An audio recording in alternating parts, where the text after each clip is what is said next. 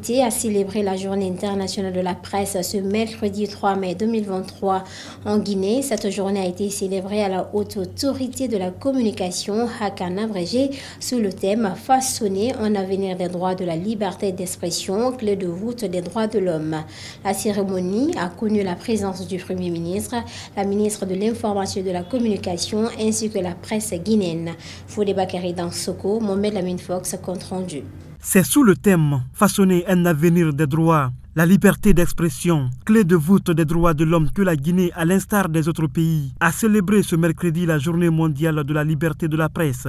Le 3 mai déclaré par l'UNESCO en 1993 comme Journée mondiale de la liberté de la presse a été l'occasion pour les autorités et les hommes de médias de discuter de tous les problèmes liés à cette corporation, considérée comme le quatrième pouvoir. En ce jour 3 mai 2023, je tiens encore une fois à saluer le monde des médias pour la célébration de cette journée qui a été déclarée par l'UNESCO en 1993 comme Journée mondiale de la liberté de la presse. Le président de la transition, sous le leadership du Premier ministre, chef du gouvernement, met tout en œuvre depuis l'avènement du CNRD pour le maintien d'un environnement politique, d'un environnement propice pour préserver la liberté de la presse dans notre pays. Cette journée offre ainsi l'opportunité aux institutions nationales et associations de presse de décliner leur vision, leur perception sur l'exercice de la liberté de la presse dans notre pays.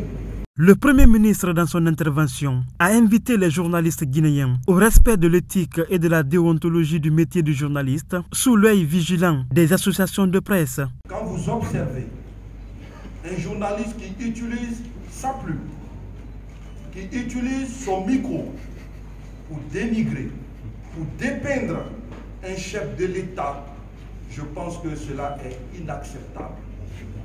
Pire, il ne reste pas qu'à dépeindre le chef de l'État, mais à attaquer sa vie privée, la vie de sa femme, la vie de sa mère et de ses enfants. Pour nous et pour vous, cela doit être inacceptable. Quand vous voyez des journalistes qui se mettent dans le manteau des hommes politiques, qu'ils sont payés par-ci par-là, par des pots de vin, pour décrédibiliser un homme politique, pour nous, je pense que c'est inacceptable. Le secrétaire général du syndicat des professionnels de presse de Guinée a à son tour invité les autorités à suspendre la répartition de la subvention allouée à la presse.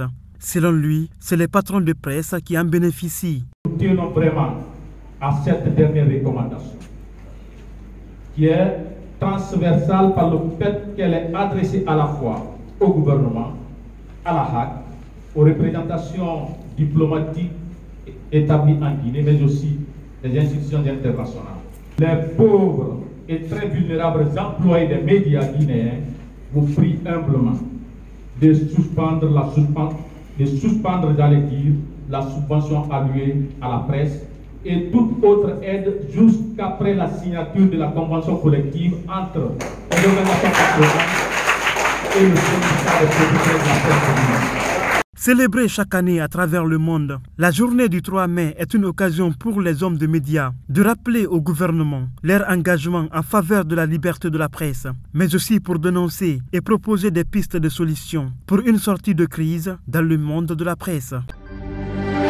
C'est la fin de ce JT20, mesdames et messieurs. Merci de votre attention et de votre fidélité. Et surtout, les infos continuent sur nos différentes plateformes de communication digitale, Facebook, Instagram, Twitter, LinkedIn, YouTube. Bonsoir.